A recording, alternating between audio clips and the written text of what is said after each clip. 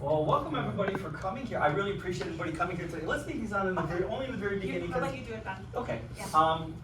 My name is Paul Moretti. I'm one of the educators over at the Penn Dixie Fossil Park and Nature Reserve over here in Blaisdell. I don't know, I asked before, how many people have actually been there? A few? Good.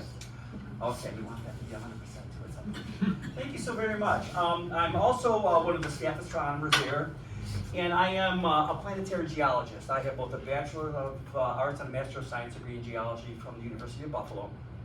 My concentration was basically not on fossils, but on impact, a very specific type of impact crater on Mars. So if any of you have questions about that kind of stuff after the presentation is over, I'll be more than happy to talk to you about that as well. But today we're here to talk about the total eclipse of the sun that's going to be occurring right here in Western New York on April 8th of this year. So what do you say, we dig right in? Everybody okay with that? Yeah. Before we start, how many people have actually seen an eclipse? So those of you who don't have your hands up, you were never like outside on a sunny day and the clouds went by and blocked out the sun a little bit? What's the sun? Okay. Or like if you're out maybe again on a sunny day reading or something and a plane goes by and temporarily blocks out the light. Well, those technically are also eclipses too. And again, the important thing about an eclipse is there are a certain number of objects that have to be in certain places at certain times. So let's see if I can make the magic work here. Can everybody see this or should I dim this? What do you think? Better like this? Yeah. There is a point when we get to the demonstrations I'm going to turn the lights back on, but okay. So what really is an eclipse? Okay, an eclipse is the partial or total masking of one celestial body by the shadow of another, okay? Now, there's alignment of three bodies, okay? Remember, it's not just those two. There's three bodies have to line up, and it can happen anywhere in the universe. And later on in the presentation, I actually have some video footage of an eclipse on another planet. Hopefully it'll work. It should work. And it's all about location, location, location, okay? It's very, very important. So let's see if I can see this. And if I hit the wrong button, I apologize. Okay. Again, how long does an eclipse last? Somebody was asking me that earlier today.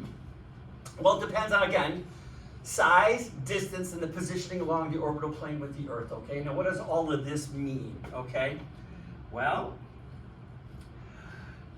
let's do some demonstrations. And this is important because what we're going to talk about in these two demonstrations, one on perspective and the other one on scale, okay?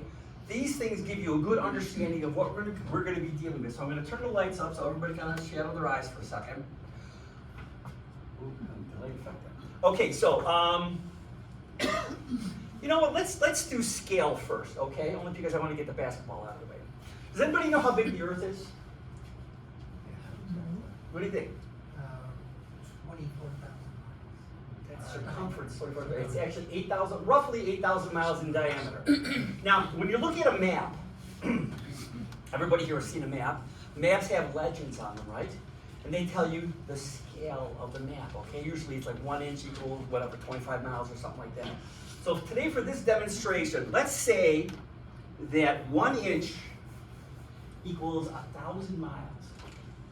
So at that scale, the Earth would roughly be about 8 inches or so in diameter, plus or minus. About the size of my poor old tired basketball right here, plus or minus. This might be a little bit bigger, I'm not really certain. At the same scale, does anybody know how big the moon is? Which, by the way, last time I checked, was not made out of cheese. It's about 2,000 miles in diameter, okay? And at that scale, the moon would roughly be about the size of this tennis ball here, okay? Now, does anybody know how far apart they are? It's okay if you don't know because it's going to come up like 5-6 times on the presentation, but I will tell you, roughly it's about 239,000 miles away. So let's round it up to 240,000 miles. So at this scale, okay, how far apart does the Earth and the Moon have to be for it to be the right distance? Anybody want to guess? Really, no guesses? Well, unfortunately, well, you know what? I'm going to put it right here. Okay, stay. Doesn't want to listen. Okay, roughly.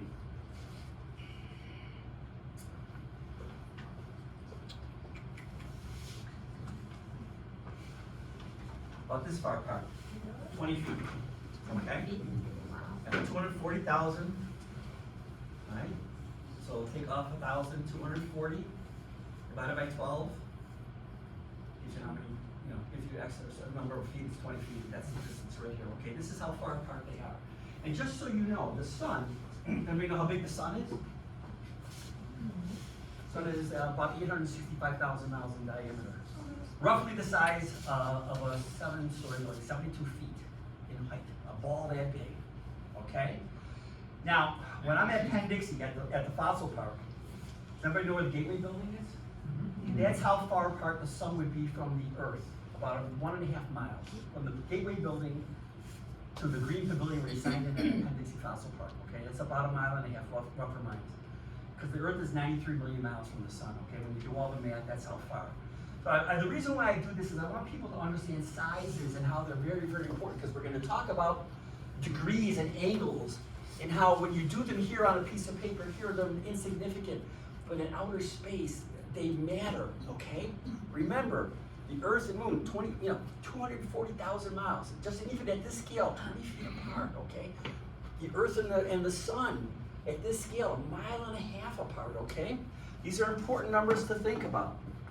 Now, the second thing, I know I was playing around with you later on, let's talk about perspective as well. Now, what I'm talking about here, remember I said 3 things have to be in the right organization. We're very, very fortunate here on Earth, because it doesn't happen everywhere, but here on Earth it does. We've got the sun, which I said was about 865,000 miles in diameter. We've got the Earth, which is about 8,000 miles in diameter. We've got the moon, that's about 2,000 miles in diameter. And I said the distances, okay? So in order for us to have an eclipse, see, like when I'm standing over by you, if I hold this circle, which is fairly good size up, it actually blocks out the sun, okay? Or what that's on there. This one at the same distance doesn't, okay? Because for this size, this diameter, it's the wrong distance, okay? But for this one, it's the right distance. In order for this to do it, it's got to be way in here, okay? So that's what I'm talking about, size and distance, and about orientation. If it's up here or down here, it doesn't work either. So they've got to be in the right plane. So it's not just size and distance. And if you guys want to play, play with these later on. But you can see the difference, how it's not just size and distance, but also orientation, okay? And these are going to play an important role as to why we have eclipses sometimes and why sometimes we don't. And again, the scale is going to be very important, because we're going to be talking about very small numbers, and some of these numbers are very, very small. But they all have to work properly in order for us to get an eclipse, okay? Again, if anybody has any questions, please just chime right in. I'd rather try to talk about them right now, as when it's fresh in your minds, plus it's easy to talk about them, than try to remember them later on, okay? So, here, let's turn these down. Now, here we've got the moon, as I said, was 93 million miles, or the sun is 93 million miles away, and it's humongous, 865,000 miles.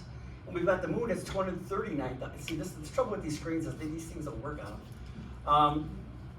But because at these sizes and distances and these scales, they're almost the same size. And we're very fortunate, even though the sun is so far away, but it's so big, that the size of it, in our sky is a certain size. And the moon being much closer but smaller, the disk of the moon, when we see it here from standing on the Earth, is roughly the same size as the sun, and that's how we get to have eclipses. This is important, because remember I said I have an eclipse that was from another planet, where not everything works out the way it's supposed to. And it's going to go back to the things we're talking about right here, okay? Size, distance, and orientation, very important. And here on Earth, we're really, really lucky that the moon, right now, is at the right distance for its size, because the moon is slowly moving away, I think. It's wasn't always where it is right now, and later on, millions of years from now, it's going to be in a different position as well. So we won't have this. We have the perfect lineup right now. So we're very, very lucky. So let's talk about different kinds of eclipses. There, of course, are lunar eclipses, solar eclipses, and some other types. Now, anybody want to kind of guess what, lunar eclipse? What's a lunar eclipse? Now is when you chime in. Okay, then what gets blocked out? The moon. Solar eclipse, what gets blocked out? Sun. Okay, Okay, pretty straightforward. We're going to talk more in depth about both of these later on, but there's other kinds of things that are sort of like eclipses, but not quite. This is why we want the lights off. Can everybody see this little right here? Yeah. Okay, what do you think we're looking at there? And no, it is not a sunspot. Remember where we are. Mercury. It's actually Mercury. It's the planet Mercury. And it's passing between, in its orbit, remember, there's only 2 planets between the Earth and the Sun, Mercury and Venus. And this is Mercury doing what we call a transit. It's so small, it's just a little dot that goes across the surface. And it doesn't block anything out, okay? But at that, the distance and the size don't work out, okay? It's just not right. It's just too small. It's very close to the Sun, but not very close to the Earth. It's like 33 million miles, I think, from the Sun, plus or minus, which means on a good day, when it's at its close, it's about 60 million miles from the Earth. But it's teeny tiny. It's hardly bigger than the Moon, but it is bigger. So, what's a lunar eclipse, and how is it different than a solar eclipse? Who wants to take a crack at that? Anybody? The Earth gets in the way. Ah, okay. I've got a great slide here. During a lunar eclipse, as you said, we've got the moon going around the Earth, and in this particular instance, the Earth basically does get in the way of the light from the Sun, blocking out the light from hitting the moon and darkening the moon, okay? Now, let's talk about shadows. Now, I gotta go back to high school physics for this, or optics. Umbra and penumbra, awful words, but they basically mean the really dark shadow and the not so dark shadow. The umbra is the really dark part. When we're talking about total eclipses, we're talking about the dark part that shadows everything out. And because of optics and geometry, we have these partial shadows before and after it.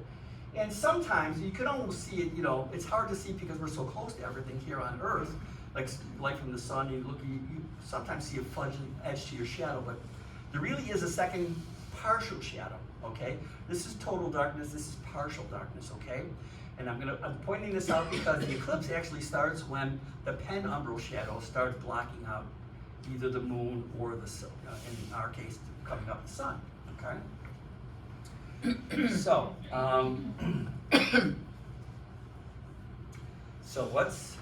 what happens during a lunar eclipse? And we actually had one here a few years ago. In the winter time, we did a program over at the Gateway building, and it was cloudy and it was awful. And then right just before the totality, the clouds parted, and we got, everybody ran outside with their telescopes because they were in the lobby, and we got to actually see it. But as you can see, what goes on here, we've got the moon, and then the shadow. Your shadow starts blocking it some more, blocking it some more, and then what the heck happens over there where everything turns orangey brown? Why does that happen? Because the sun's behind it. It's a reflection? Why doesn't the moon completely disappear? Sort of like on a solar eclipse. What happened? Or let me ask this question instead. What does the Earth have that the moon does not have? And don't say people. Mars. Who said that? Who said that? Opposite. Atmosphere. Right. Earth has an atmosphere. The moon really doesn't have an appreciable atmosphere. I'm not going to say there isn't anything there. It's next to nothing. Let's just say nothing. And what happens is, you ever look at like dusk, like out over Lake Erie, and the sun starts getting orange and then red, and okay. Well, what happens is even though the main shadow is being blocked out, some of the light gets refracted by the atmosphere, and some of the redder wavelengths go back into where the umbra shadow is, and that's why we get this orangey, ruddy color, ruddy brownish color that they talk about, because some of the red light bends, some of the light bends back around, okay? And again, remember, that's because the Earth has an atmosphere. Now we're going to see some totally different things, and I'll explain those when we get to the point during a solar eclipse. It's a little bit different for a couple of reasons. So what's a solar eclipse? Moon blocks the sun. Okay, very good. Now, okay. Never look directly at the sun without the proper safety equipment. Repeat after me. Never. Oh, no, I'm just kidding. Okay, now, I have this in bright red letters with yellow behind because this is critically important. Never, ever look at the sun unless you have the proper equipment to do this, okay? And would you look at the sun today? No, of course not. So why would you look at it during an eclipse? It's the same sun. It's horrible. I mean, you could do such terrible damage. Yes? Okay, during sunsets, are you supposed to be watching the sunset or not? I don't know. Don't forget, there's a whole different set of things that are going on because you're going through a lot of layers of atmosphere and everything. All right, because I didn't look at it. I don't know. I can only tell, as I was saying, we sat in on a symposium where they had an ophthalmologist talk about the horrible things that can happen by staring directly at the sun. Yeah. Now, just so you know, what about, I have a telescope or I have binoculars or I got a camera. Well, yeah, again, there are special filters designed just for that equipment. Yeah. And you should absolutely make sure that you have that as well. And make sure that any special glasses that you have are specifically designed for this kind of an event, okay? There are no substitutes, okay? I can't say that enough. Any questions about, yes? Where can you get the glasses? Well, everybody in the room here is going to get a set of glasses before you leave.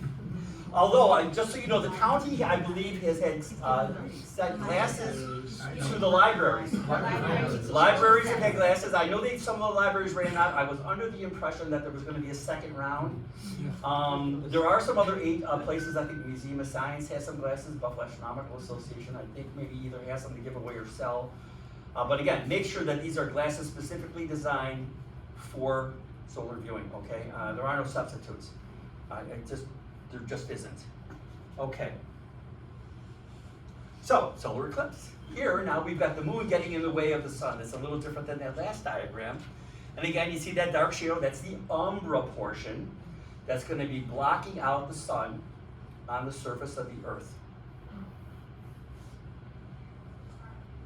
So what phase is the moon during a solar eclipse? First of all, does anybody know what phase the moon is in during a lunar eclipse? It was on screen.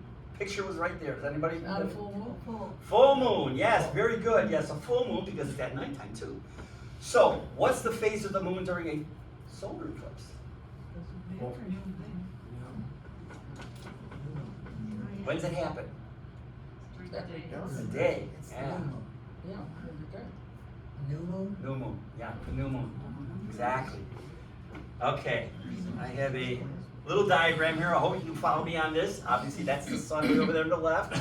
The blue dot in the center is the earth, and that's the moon going around. Over here, when the light is shining completely on the side that we see, that's a full moon. On the other side, again during daytime, the sun is actually hitting the side of the moon that we don't see.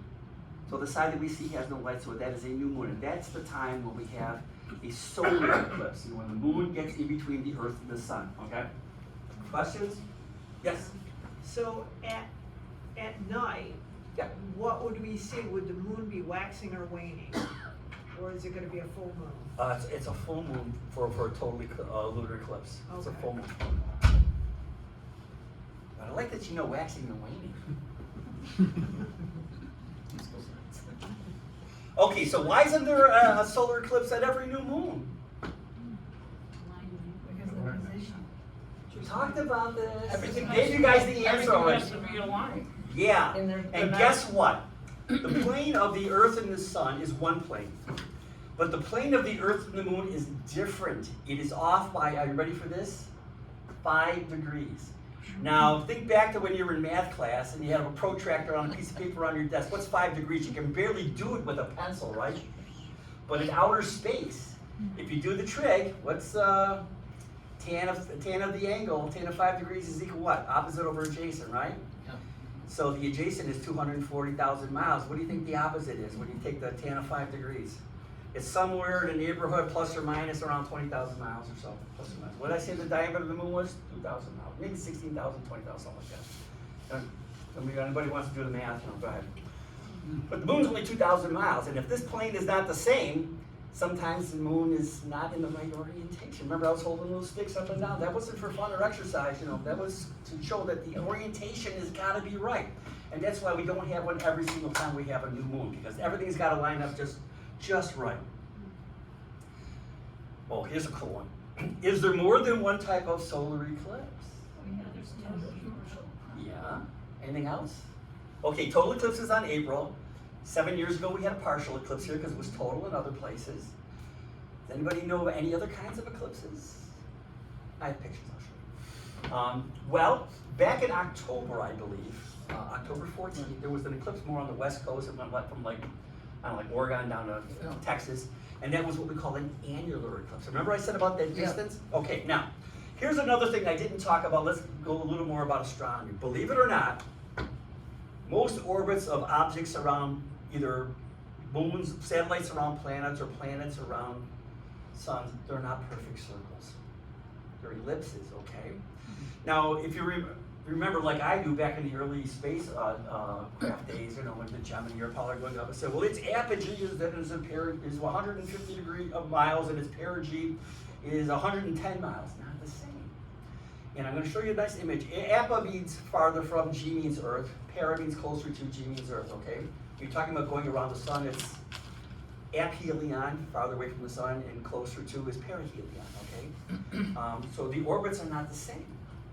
And again, if that diameter is a little farther away, then it doesn't block everything out. Like, remember I showed you how those things?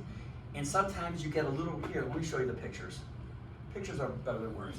Up above, partial eclipse because the shadow isn't lined up right. Because again, that's where you are. 7 years ago, if you were in St. Louis, you know, you're right there. Up here, not so much, 73%. Total eclipse, that's us on April 8th. Annular, that's what happened in October, where the disk was smaller than the disk of the sun, and you have that annulus, or ring of light around the outside. Now, there is one other kind of eclipse, and I didn't put it on here, and I think it was also the type of eclipse that occurred in October, called a hybrid. And you remember how I said, you know, because that thing gets close to that line, and at some places it's annular, other places it's total, you know, because it doesn't, you know, because it's going through that dividing line, I guess, kind of, something like that. Anyway, I hope this really crude image that I draw kind of shows it. When you're over here and this plane is off and the moon is down below the plane of the Earth's sun, you know, the shadow misses the Earth, okay? And we don't get an eclipse. Conversely, when it's at the high point over here, the shadow misses the Earth up above, but when it's over here, and some people actually call this eclipse season, when they kind of line up, they block, you know, they're right on target, and that orientation is perfect, and that's when we get the eclipses, okay? But then again, don't forget those in and outs have got to work too, you know, so there's a couple of things going on. Okay. Oop, went the wrong way, I think.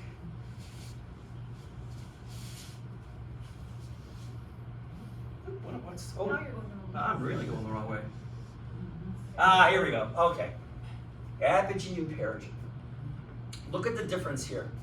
An apogee, the moon is about 243 plus or minus 1,000 miles from the Earth. And when it's at perigee or closer, it's only 217. Now, last couple of years, they've been talking about supermoon. And it's not a moon with superpowers or anything like that. It just means it looks bigger. And, okay, by the way, this is in kilometers for those of you who like to work in, you know, the MCAS system. I had to put something in there. But here, the apogee is 405 kilometers, its perigee is 365. It's a marked difference, right? But here, look at this graphs here. At perigee, it's so much closer, it's called a supermoon. It actually appears about 40% bigger and about 37% brighter than its opposite, a micromoon. When it's, you know, farther away, it's smaller, okay? And this is if you're standing on the Earth. Now, I know last summer and the summer before they were talking about these, and I don't know, I kind of looked at it, but I wasn't really sure what, you know. Can you tell? I guess you can, but it really appears bigger in the sky. Okay? It's a little micromoon. But everybody was talking about supermoon. Okay, so how long does a solar eclipse last? And who gets to see it? I gave you the answer here. Again, it depends on these four things. One, of course, is the moon's distance from the Earth, and that's, you know, when we get, it's got to be the right distance. It's got for that size. The moon's position along its orbital plane. Remember, so that orientation and everything, so it's blocking it out. Earth's orbital position, so everything lines up. The three of us all have to line up, and of course, where you are on the Earth's surface. 7 years ago, we were in the wrong spot. But if you were in South Carolina, or in parts of the state of Washington, or St. Louis, Missouri, you were in the right spot. Because it went this way. Yeah, from up to down. Matter of fact, I talked to two people who actually were in Iowa. When I did this at the Hamburg Town Center, somebody said they were somewhere in that area, and then somebody else said the same kind of thing. What was going on in Iowa? But I guess that's where they were. Okay, what the heck are we looking at here? Does anybody want to guess what kind of mishmash we got going on here?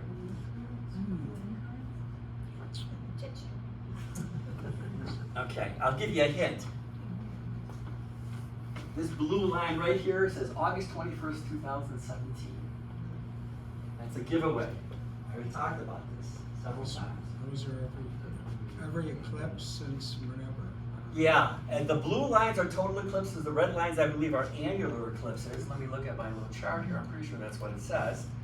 From 2001 to 2020, okay? Let's see. Yepper. What do you notice?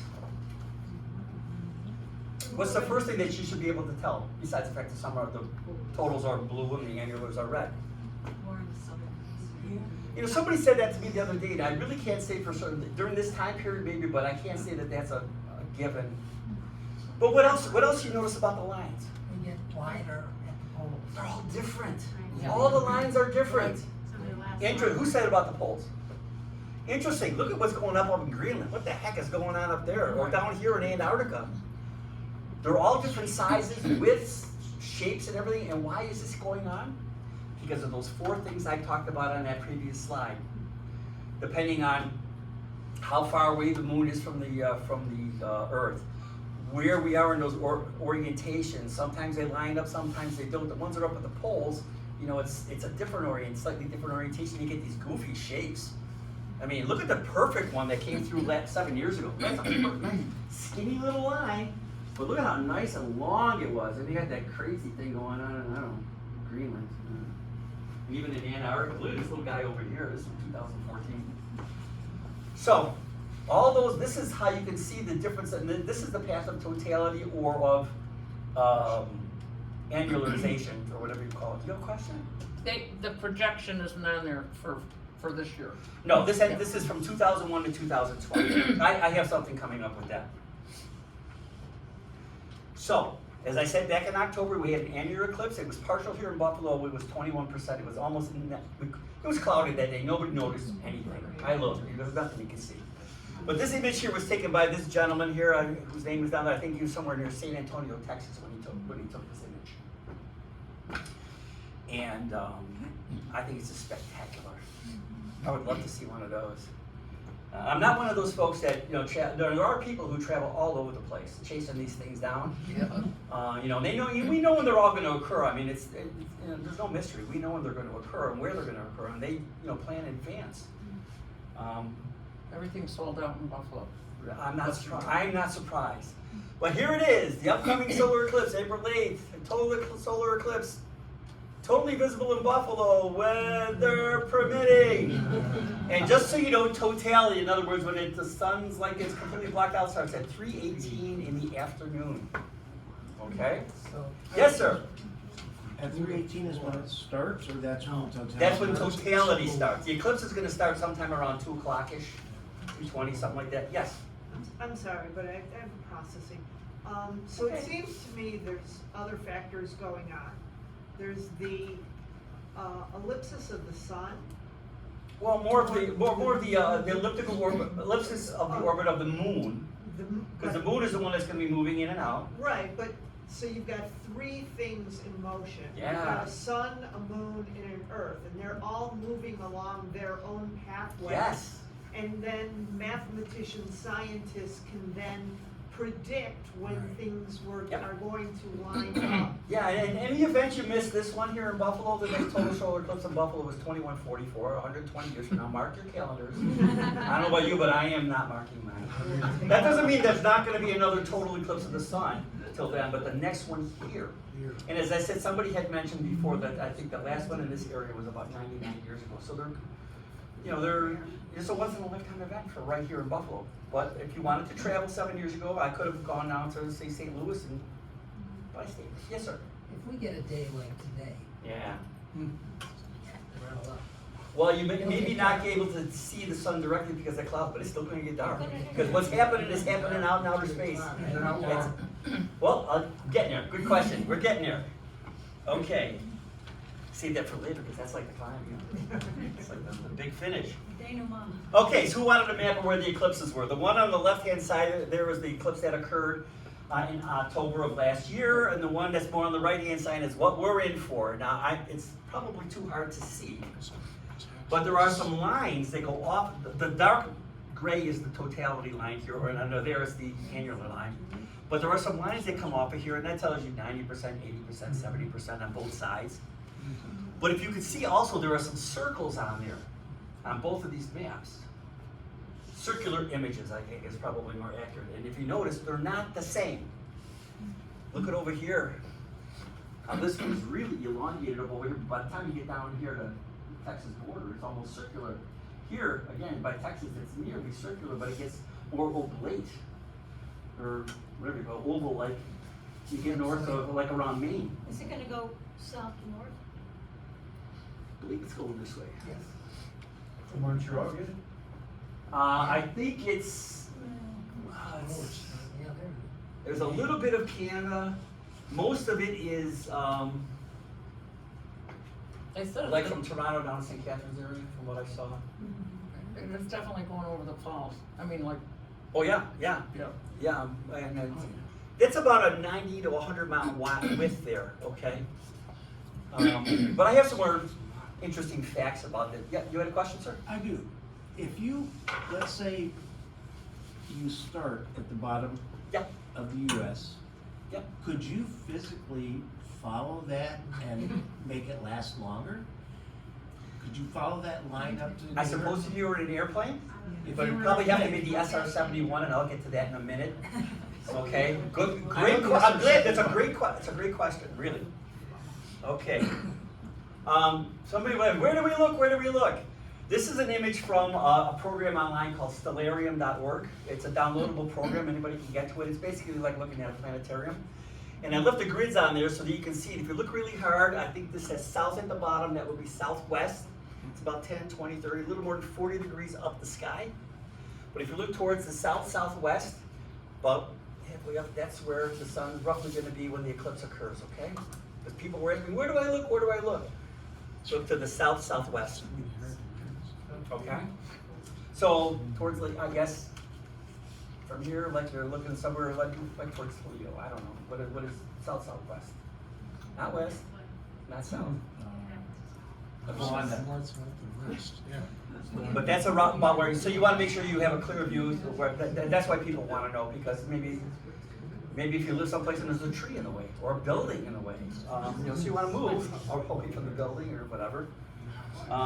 Okay, so there are a lot of stages to a solar eclipse, not just totality.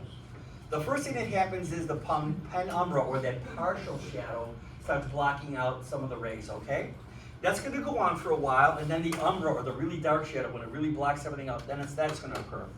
And then just before the umbra is completely covering, you're going to see two things. One is called Bailey beads. And I have a picture of this, and I'm going to explain about what Bailey beads are and why they occur and why we think they occur. And then you get something called the diamond ring effect. It's the last little bit of light before totality, and then totality. The sun gets completely blocked out, and we get to see something called the corona. Somebody know what the corona is? And I don't mean the beer. It is the outer atmosphere of the sun. And the only time we really get to see without special equipment is during total eclipses of the sun, when you're here on the Earth. Now, it's incredibly hot compared to the surface of the sun. The surface of the sun is somewhere around about 10,000 degrees plus or minus in Fahrenheit. This is like 1,000,000 degrees or something. And the inside is like even crazy more hotter. We're not really sure why there's a disparity between them, but it has some interesting effects also that you can see because it kind of shimmers a little bit. I've never seen it, so in person. So that's going to be pretty cool. And then the reverse has to start happening. You get the diamond ring, then the Bailey beads, and then the umbra shadow is going to stop uncovering, and it's going to start showing sun on the other side, and then the umbra shadow ends, and then it's just a penumbra, the partial shadow, and then that's over. Okay? So the whole thing takes a couple of hours, but, and somebody asked me before, how long is totality? Well, before we get to that, let's talk about other things that are going to be going on. There's going to be a temperature drop, like in the summertime, especially. And I know for the eclipse in October, I know that NASA had some people, and all they were doing was measuring the temperature drop.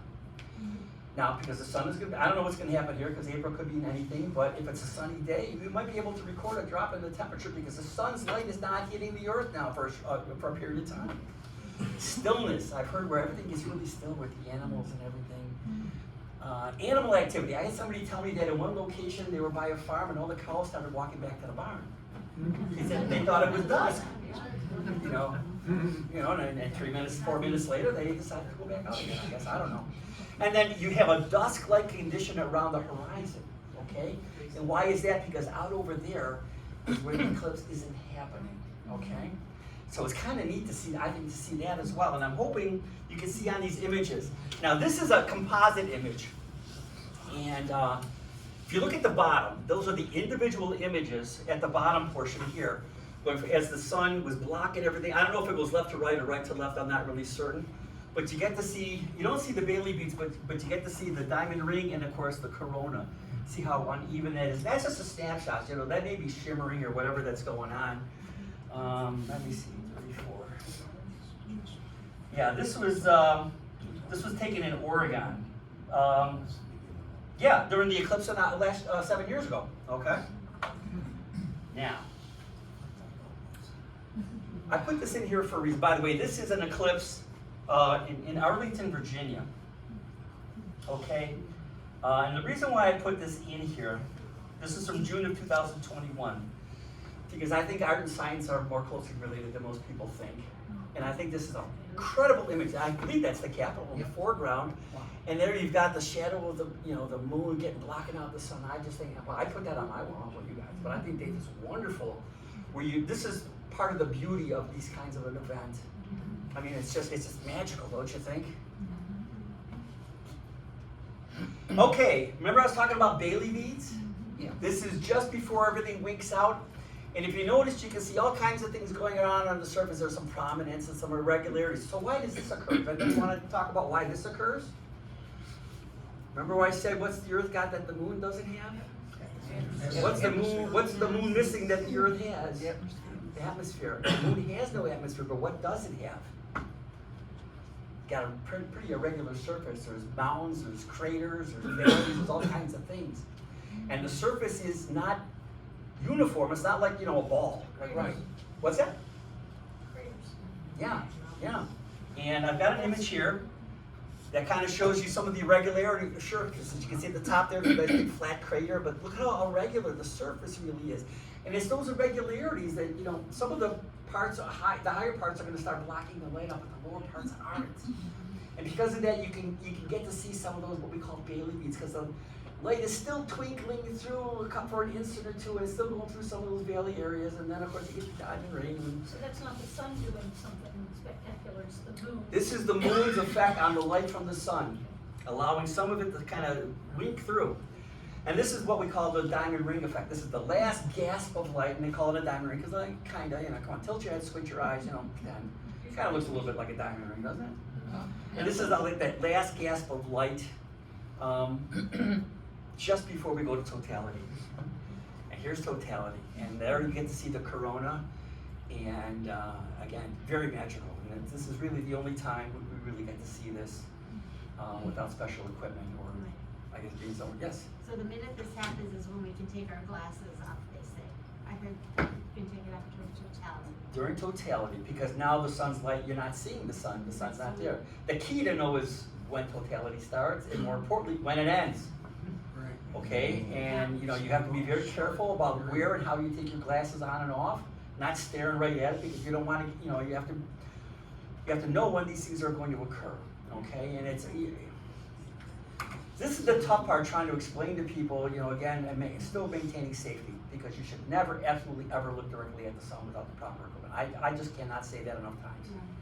But yeah, you gotta admit that's pretty magical looking. Okay, anybody know where where we are here? Yes. How dark does it actually get when there's a totality? I may still have an image. I don't know if I already showed it. If I did, I'll go back to it. Where it's going to be dark, except on the perimeter, it's going to be like dusk on the just a little bit, because it's 25, 26 miles away. Yeah. What I heard when I say that is that if you don't take your glasses off, you will not see that. Well, because your glasses will be so dark. Yeah. So if you don't take it off right at that minute or whatever, that you'll miss that piece of it. Is that? That's closer. Yeah. Yeah. So where are we here? Anybody know where we are here? That is the Earth, by the way. Okay. This is not like Star Trek. Is that the space station? Yeah, and you're up at the International Space Station. And if you look really hard, there's a dark spot over here.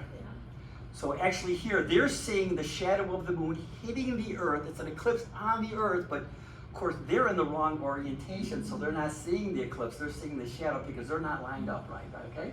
But I still think this is just so awesome, I had to show you guys this guy. I think this is pretty cool. I'm never gonna get to see that, I don't think. We'll see. Yes, sir. Is there any history as far as, what did they think 100 years ago, or when this would happen, or more than that, 200 years ago? Well, no, we know, but you can do the celestial mechanics, do the mathematics, and you can tell when they were occurring. I mean, that's how we know 120 years from now there's going to be another one. Unless something really traumatic occurs, like, you know, an asteroid hits the moon and knocks it out of its orbit or something, based upon the information that we have right now for the orbits of the Earth, the Sun, and the celestial mechanics and the kinematics of all this stuff, we know when these things are going to occur and where they're going to occur. They know. I mean, there's no mystery really to But it. years ago, they must have thought, Imagine the mathematics that they must have had to have done without all the computers and stuff and things that we have now. And they still, not everybody, but some people used to track some of this stuff and be able to, you know, have an idea when they were occurring. I'm just thinking, you know, the Middle Ages or something, you know, where they thought it was God. You know, again, as we progress farther and farther in time, we get more and more knowledge. The more we know things now that we didn't know 10 years ago. Just imagine what we're going to know 10 years from now, and what we're going to learn from probes out in outer space. I was very fortunate enough to see some of the imaging and things that came back from New Horizon on Pluto, when it still was a planet. Yeah. Still is to me. But anyway, there are things that I saw on some of those images, and I won't go into it now, but they're just breathtaking. Just breathtaking. Got a couple more slides, only just a couple more. So, here's the information on the eclipse. Totality begins at 3:18. It will last for 3 minutes and 45 seconds. Okay, here. And as for chasing it down, the moon's shadow is going to be traveling a little over 2,000 miles an hour, closer to 2,200 from what I saw somewhere, when it passes over Buffalo. So if you want to follow this thing, you better be in a pretty fast jet. I would. That's why I said the SO-71, and I don't even know if it goes that fast, but I don't know, like some spaceship or What something. is Mach 1? Roughly 700 plus or minus. I don't know the exact number, but somewhere around there. 700 plus miles an hour.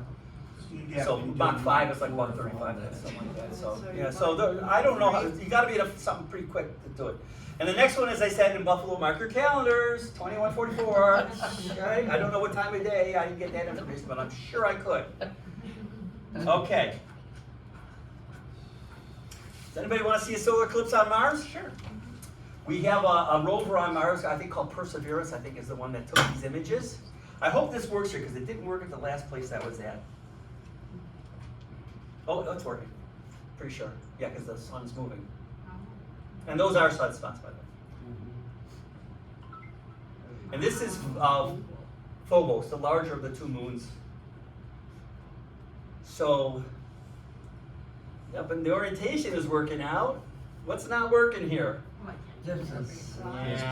Yeah, size and distance. Yeah, size and distance aren't working out quite so well for us here, are they? Oh, I think it's awesome. Are you kidding me? I'm looking at a solar eclipse on another planet. We got helicopters up there too. I mean, what's next? I mean, I don't know. Okay, so you get the gist here. I just thought that was. By the way, this is online. This is that image, that video. If you were standing the same distance away from each of these objects, that's our moon and that's Phobos and Deimos, the two moons of Mars. This is how big they would appear.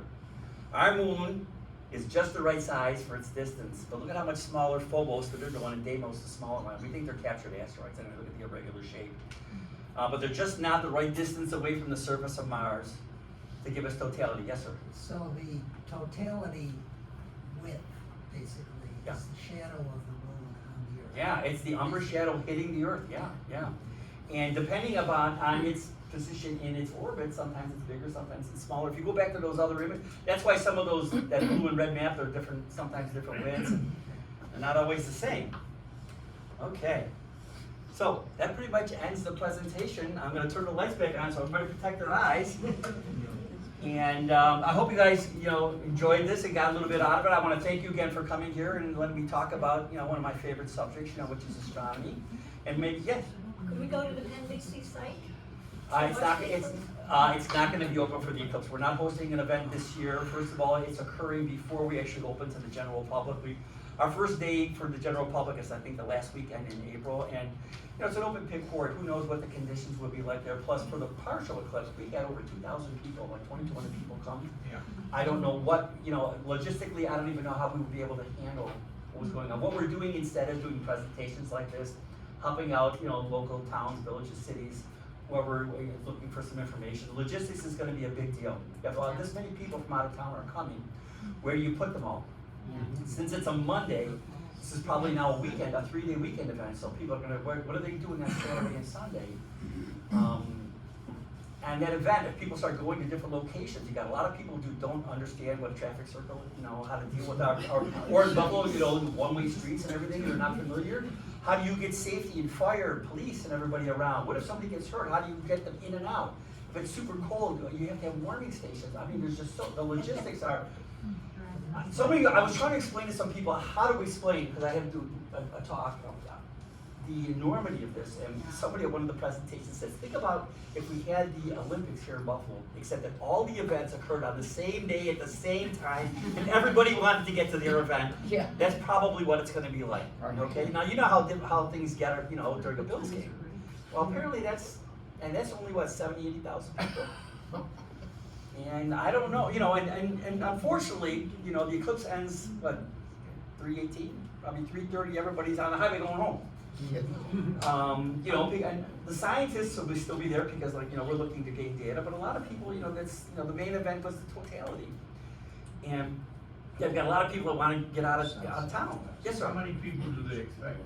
Not really certain. As I said before, I stayed in on a webinar, and they were talking about getting close to a couple 100,000 people. The hotels are also. Oh, I think there's. Yeah. And this is, we're right on the line of totality, so. Yeah. So if we have a typical Western New York day for early April, it's gonna be like this. It's a good chance, yeah. All that'll happen is it'll get dark. Yeah. But there are some folks probably to the north, in the northern parts up here that can't think about going down to Texas or wherever else was on that map. So they're taking a chance. Yeah, I mean, I'm hoping, my dream would be sitting on my driveway, not have to go anywhere. You raise your hand up, sir, Well, we were just talking about what angle the moon and the sun are gonna be at, like a degree. Is it 30 degrees, 45? I think that, I hit that one slide, I think that came fairly close. This is set for right at the time when totality from that program, I went way too far. That's interesting. Let's see if we can get this to work here. Oh, moving stuff around, I don't wanna do that.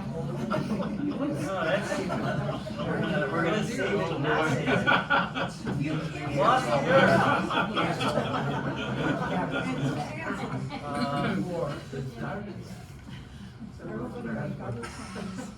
It'll only be a minute, it'll be dark.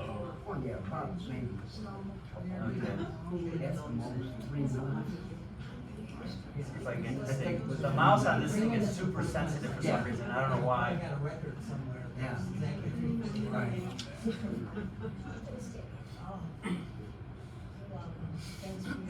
All right, what were we trying to figure out again? What degree? Oh, yeah, let's see. What degree it's going to be at from the horizon? Yeah. Yeah, that one. So, about, it looks like it's about 10, 20, 30, roughly about 40 degrees. And if you look at that's minus 10, 0, it's about 8 degrees on that grid there. But if you look where it is, that's about 10, 20, 30, about 40 degrees up. So about half. above the tree line. It should be. I mean, maybe not in my, depending if I'm in my backyard, no, because there's like a 60-foot maple tree in the neighbor's yard, so. I may not be able to see it there, and again, you don't want to be next to a tall building, you want to be someplace where you can get an unobstructed view. That's the key. I think that's really important. And the other question, yes ma'am, I'm sorry. So the screen right after that, you showed, where it crisscrossed in Texas. So, Yeah. does that mean that they're going to see the solar eclipse? Yeah, yeah, everybody, everywhere, let's see if I can get the mouse to move over, that's not cooperating with me. I think it's Austin that it's. Right. Everywhere along that line that goes from Mexico across up to like Maine, that's the path of totality. Okay. And again, it's roughly about 100 miles wide, plus or minus 90 to 100 miles. So what time of day will it hit there? I don't know if it says on this map, I didn't take the other, it was, all right, for example, the second one says 135 CST, Central Standard. or CDT, One. CST. It just starts right like 2:30, 1:30, 1:40, CDT. What is CDT? Central Daylight Time? Yes. But they're an hour behind them. There's an hour difference. Yeah, so that would be, Nicholas, yeah, 2,000 2, right? miles an hour. Yeah, 2, and then, yeah, it doesn't come in Eastern time until you get to like Ohio. Yeah. So if it's 2 o'clock in The other Texas, one it's was 3 o'clock here. Probably an hour and a half. Yeah, behind. no, it's 1:40 in Texas, 1:35, so it's 2:35 in Texas. Coming from south to north. Yeah, yeah. That's about that. So Yeah, it says they're 135 roughly- CDT. That's west of Houston. I don't know what that is, but it, 135 CDT, so that's 2:35 our time. Yeah, but For totality. The eclipse the penumbral eclipse will have already started here. But remember, that's that wide partial shadow. That's gonna hit, that starts somewhere around 2 o'clock and goes till about 4:30 in the afternoon for the total eclipse. I mean, everything, not just totality. Much, much longer. Yes, ma'am? Does it affect waterways like Lake Erie? Would it affect that water at all? I don't think so any differently than the effects you have on oceans, tidal effects during full moons and, things like that. There's, I don't know what else it would be doing because it's more blocking the light out unless there's something that would happen with temperature wise. Yes, sir? Somewhere, somebody was saying, don't try to record it with your phone when you burn out the optics Yeah. of your phone. Yeah, you have to have a special filter in front of that, because that imaging device inside there, is geared for what we're looking at. You burn it out. And telescopes and binoculars, I mean, you're concentrating the light more. There are special filters designed. I have an 8-inch diameter telescope. My thing is like this big in front. And, because you block everything out right from the very beginning. And I would never even dream of, even the telescopes we have at Penn Dixie have big filters for the front of the telescopes to block out the light. Again, you're gonna be looking through the other end. And I can't emphasize enough that making sure you're taking proper safety precautions and having the proper kinds of viewing equipment, whether it's just for your eyes or for the equipment that you're using, which your eyes are gonna eventually be looking through, you have to be careful, or cell phone cameras. Same thing. Yes, ma'am? You said that temperature's gonna drop. About how many degrees would it? I don't know. Again, I didn't research. Great question. I guess I'll have to research this. How much it dropped like 7 years ago that was August. And I know that NASA was interested in knowing this because they usually most the scientists areas will have people who are measuring this for every eclipse to see what the difference is. There's going to be a lot of factors. How bright is the sun that day? What time of year it is? In April, we're almost closer to being like right at the straight through. Whereas because we're tilted 23.5 degrees. Okay, so in August when we're tilted like this, so we're getting. But in April, we're gonna be almost closer up, so the angle is a little bit different, so the light has to go through more or less atmosphere. Are there clouds, and even high altitude clouds and ice crystals, how's that gonna affect it? How warm is the air already? Is there a warm front, a cold front? Again, April, anything, throw the dice in here, Buffalo, could be anything, could be snowing. I've done the research to see how many days we had, and last year it was 82 degrees on April 8th. I believe it was in 17, it was like 70. But I have been visualizing for the last 3 years that it will be at least 70, 75 degrees because this eclipse is happening on my 80th birthday. Oh, there you go. Still. But yeah, those are all factors that go into those kinds of temperature changes and all the other things, because animals react fun, because they don't know what's going on. Right. Yes. I'm just curious, like with the diamond, we're gonna see things in black and white with the glasses on, right? We're not gonna see color, or are we gonna see color? It's a good question. I don't know what the filters or how these are filtered. What the filter is like on these glasses. So how long does the diamond, would you say, last? Before Very, very short period of time. Very short period. Very, very, very short. Some of it is just really quick. Some of these things are gonna happen very quickly. Yes, You said this, slide was at, website solarium.org, Still airing. spell it? STELLARIUM.org. You see the diamond? That's for the planetarium type thing. It's a downloadable program. Then you can see the. Some of these I find, they suck up a lot of battery. They're always searching. Well, this thing had, the program is in there, and then it won't be on the internet. You'll download it if you want to onto your laptop. I don't know how big the memory is on it, but again, you can go forward or backwards. That's how I was able to get what the sky was gonna look like on April 8th at 3:20 or whatever, 3:18 in the afternoon. Yes? You mentioned one of the things to occur would be silence. What would be causing the silence?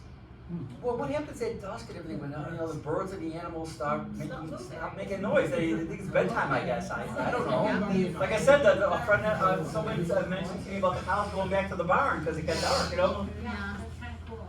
Yeah, and it's other things to look for. I mean, besides what you're seeing, there are other things that are gonna. And people, I think, this is once in a lifetime. I'm being a science nerd like I am. I mean, I've never traveled to see one of these things, unlike I have associates that go all over the place.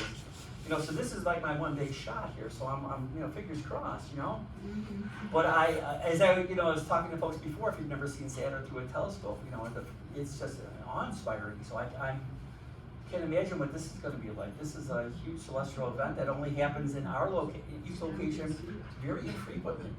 And for all the reasons that we talked about here, there's a lot of things that have to go on. But there are folks that chase these down because they're, some of them just like to, they take images and then you can, go online and some of my associates have all kinds of imaging of this kind of stuff. And I had one friend that went to somewhere on the East Coast 7 years ago. I have some other friends that are going to travel around, because they wanted, I heard somebody was renting an RV, and they were just going to go wherever the cows were, and this way they didn't have to worry about a hotel, which makes a lot of sense. And I know there were. I remember as a younger seeing cruises that would go out in the ocean someplace where they would chase, because sometimes they don't, from that map, they don't always occur over land, but you can, go on a cruise ship. And they also said that if you can see it over water, that it's really, like glistening. Like Really? this. Yeah, well, again, I It think, may at the risk of blending art and science, I think it's magical. I mean, it's just incredible. We just happen to be at a time and place right now where we understand more than they did before. There's still things we really don't know. Just imagine a generation or two from now what they'll be looking at and understanding differently than what we do now. I mean, the eclipses are still going to be the eclipses because they're just going to happen, but they may have answers for some of the things like, why is the corona so much hotter than the surface? I don't know. I never really went to look. There was an interesting article that was published lately about how we're like the last generation who can look at the moon and see the moon as, humanity has always seen the moon, because as more countries and corporations go to the moon, they're leaving more and more junk behind, and when they begin harvesting the moon, that it's going to change the topography of the moon. Well, here's the thing about the moon. Again, the moon has no atmosphere. That's the reason why you see so many craters on the surface. There's no weathering effect that we have here. Earth, water and erosional forces are either aeolian or fluid to change the surface around. There is still space weather. There's micrometeoroids that pummel the surface all the time, and that's why if you notice those first steps of Neil Armstrong, he sinks in about this much because there's like powder, and dust powder, because the surface has been pummeled by micrometeoroids. There's also a different kind of space weather where you see this especially like on Mercury because it's so close to the sun, where the bombardment by the rays of the sun have an effect on the minerals and things, and they change them that way too. So things can still happen, but stuff that we left on the moon 50 plus years ago is still in the same spot it was. We had a lunar reconnaissance, or LRO. We had a very high powered imaging camera. You can actually see the rover prints and things, when they enhance the photos of all the 6 landers. You can see these things on the surface. which is amazing. You know, to see stuff like that, and even over Mars, we've got the Mars reconnaissance orbiter that actually, that's, one of them has a high-rise camera where you can see image. The pixel is about 30 centimeters. Think about that. From an orbit around the planet, the pixels, which is the individual Yeah. size, 30 centimeters. That's just fantastic. And I had to use some of those images and some of the other images from the other outer space cameras in some of my research, and it's just mind-blowing what we can see nowadays, you know, so. Again, that's just us now, just imagine what's gonna happen as we go forward. You know, I got to see Pluto. You know, I just love that you love what you're doing. I mean. I can talk, I could probably talk about this stuff all day long. No, I love it, I love it. And I'm hoping that by going over this, some of you may get interested in the science. You know, we're doing other programs like this too. I'm gonna be doing this program also at the library. We're gonna be doing a follow-up program in April about introduction to backyard astronomy.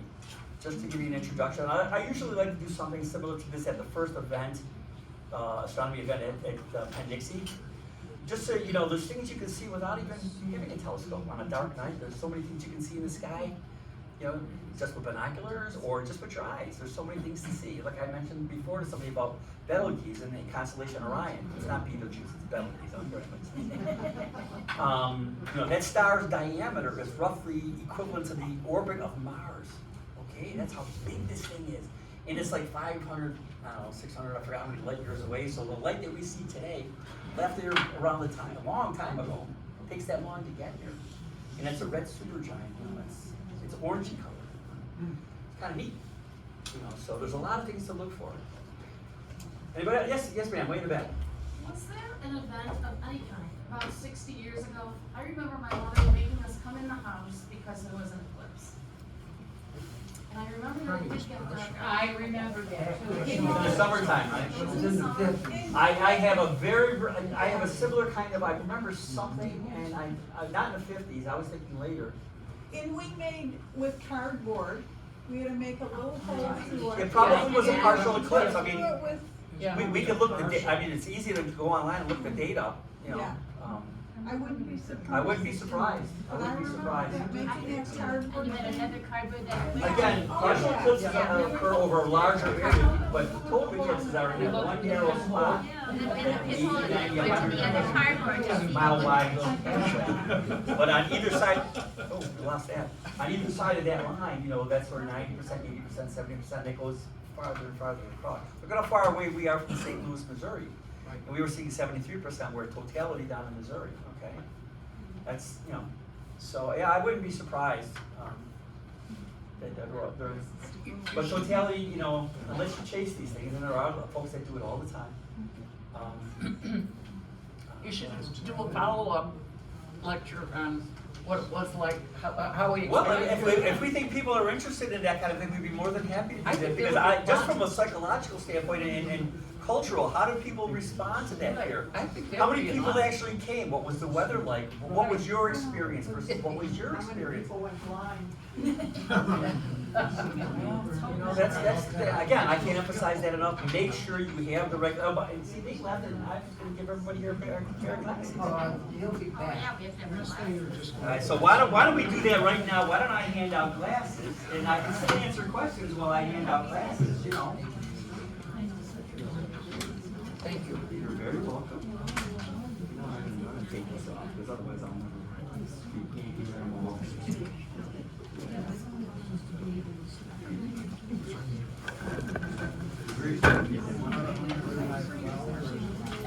Now, so I can- Thank you very much. Well, I hope you guys, you know, I had to do a part of the fun that I had From everywhere. Yeah. Well, have fun. Oh, it will be. Without rubber. Thank you. You'll notice, I think there's a, nice phone number on it. Well, you know, some of these have expiration dates on them, I was told. I don't know One's if it's so gonna cold, be I don't know how accurate that is. Someplace in Michigan or Ohio, people can come there. And then after the eclipse, we're going to come see me. We'll have a good time. Nice talking to you.